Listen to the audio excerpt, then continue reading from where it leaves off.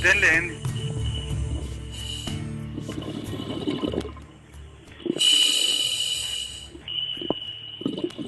Hey Sharon, can you hear us? Hey Razi! Yes, I can hear you perfectly. Good morning, Photokina.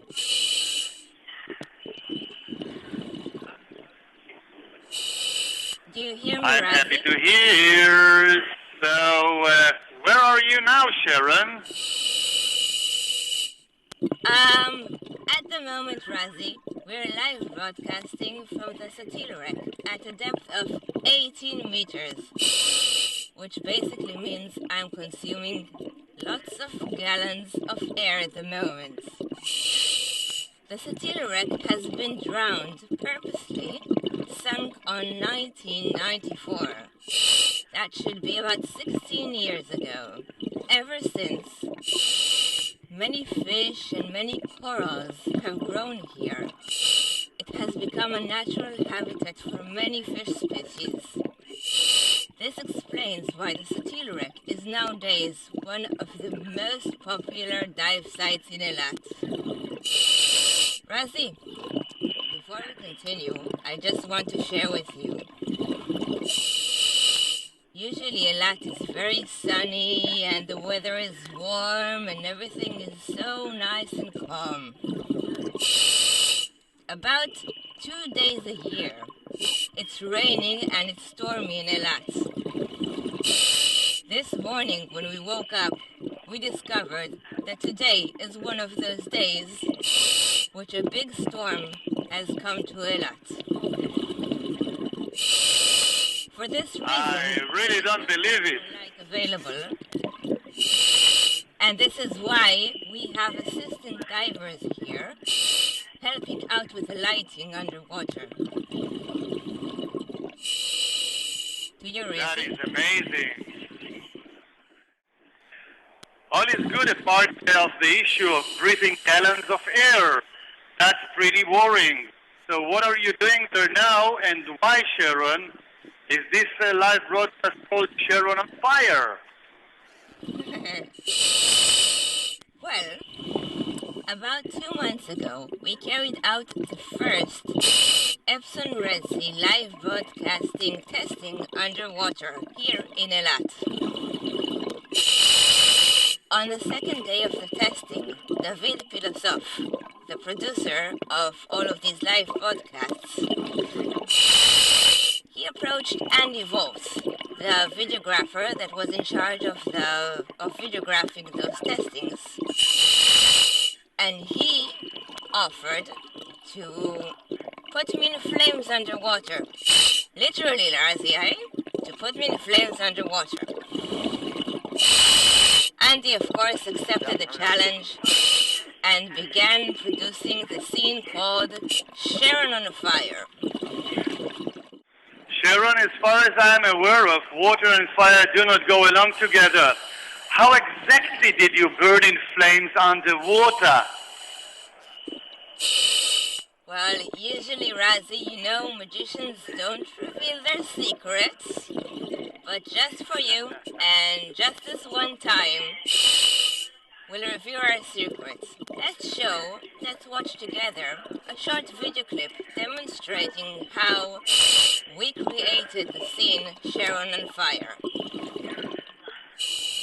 So how was Sharon on Fire produced? Normalerweise verraten Künstler ihren Upon Trick arriving nicht, at the aber Satellite, hier eine I kleine was tied Auswahl up with a rope und to a eine banister Ausnahme. inside the wreck's engine room, so I was constantly floating about 2 meters above it. Guy Jacobi, one of the performers, entered the engine room, equipped with a few tanks of air connected to a perforated hose. Assistant divers were positioned all around, holding powerful light in motion, red and white LED lights. Positioning these assistant divers with their LED lights was a complicated task by all means, which required Andy to review the scene through his viewfinder every time again, till lighting was as flaming as possible. Since divers were standing behind the LED lights rather than in front of them, no light source is pointed towards them, and therefore you cannot see them in the scene. Following Andy's sign once he was ready, Guy opened the air tanks inside the engine room, allowing a wide and impressive stream of bubbles to cover me. Since the hoses connected to the tanks were tied up around the whole engine room, air bubbles evenly came out of the circle, providing a fine and massive coverage of bubbles stream to escape from the engine room below me. At the same time, assistant divers turned on their LED lights and pointed them towards the bubbles, granting them with a reddish-silverish color, which made the bubbles seem like fire. When videographing the scene, Andy made use of different motion angles, making the scene look even a little bit messier and the action a little bit more dramatic. And me? Well, all I had left to do was to burn in flames. So basically, Sharon, you were freezing while burning in flames. That's interesting. And what is Guy doing there with you now on the wreck? Ah, you revealed my surprise right now. Okay, if you look down, you can see Guy right here.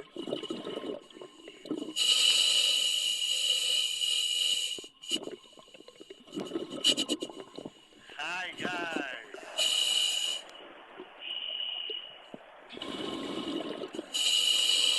Hello, Guy. Ihm scheint gut zu gehen. Well, what we're doing here, Razi, you know how sometimes you see a beautiful model in a magazine, and once you start removing and reversing everything that has been done to her on Photoshop and editing programs, then you get to see that she's basically a little bit pale and a little bit naked, and she looks like a normal person. So we're going to do the same for the Sharon on Fire scene.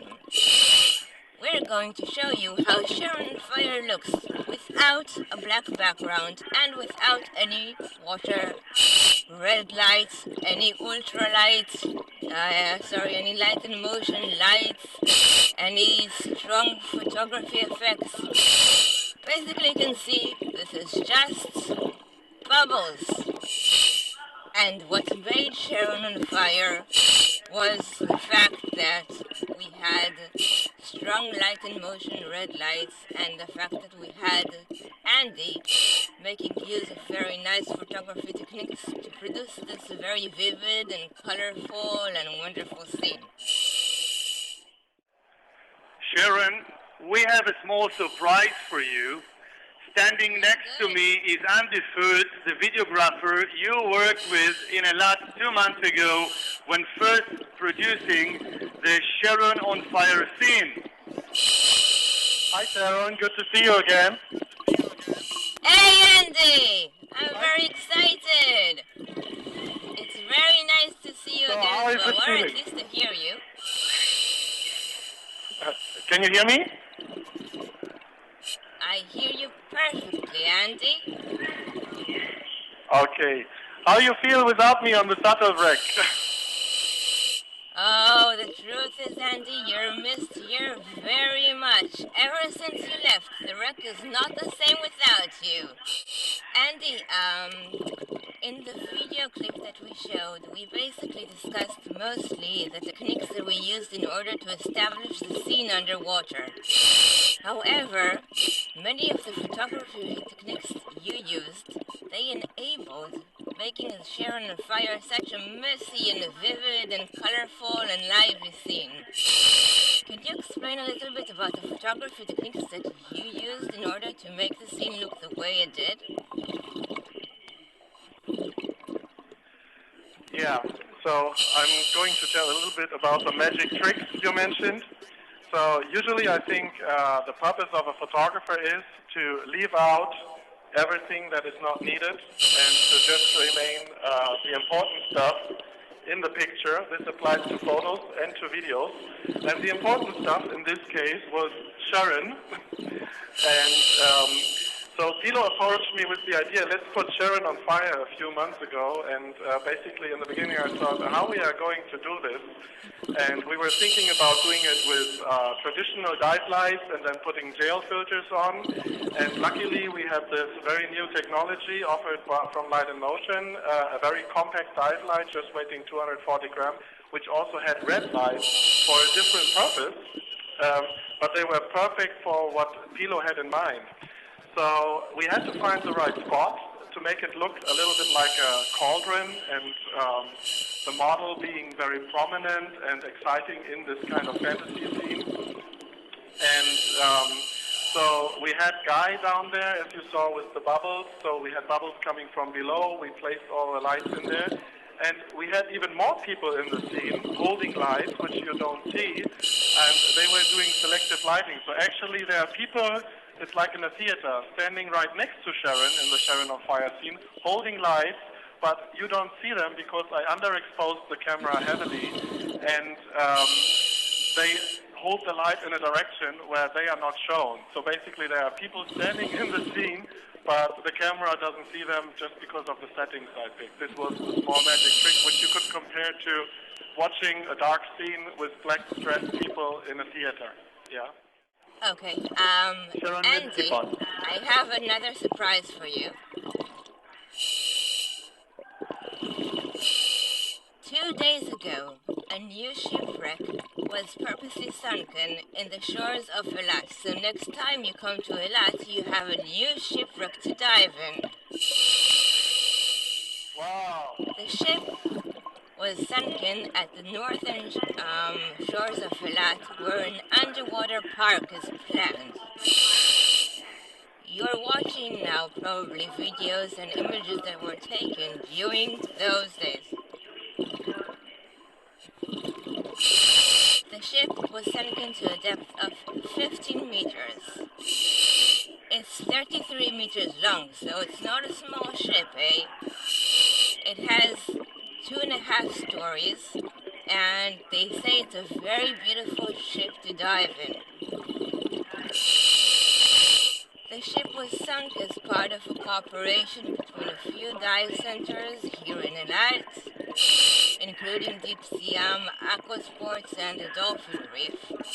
It took 2 whole months to prepare this ship to be sunk underwater. It is a very impressive project and very good news to the city of Eilat.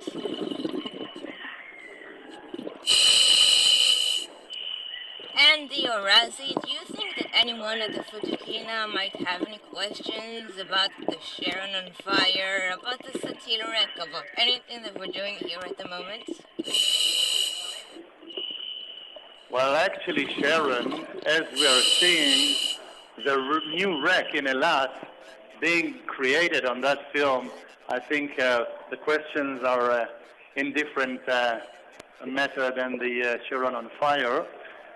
So let's keep on, and we'll wait for the next broadcasting. Okay, so our next live broadcast is going to be carried out at 1 o'clock here in the Satil in Eilat. We're going to feature the different underwater photo equipment systems available on the market to show that a wide variety of photographers and divers can get into underwater photography and enjoy it in very different ways. This is Sharon Rainis for Epson Red Sea, live broadcasting in full HD from the bottom of the Red Sea in Eilat, Israel. Thank you very much, and we'll see you again soon.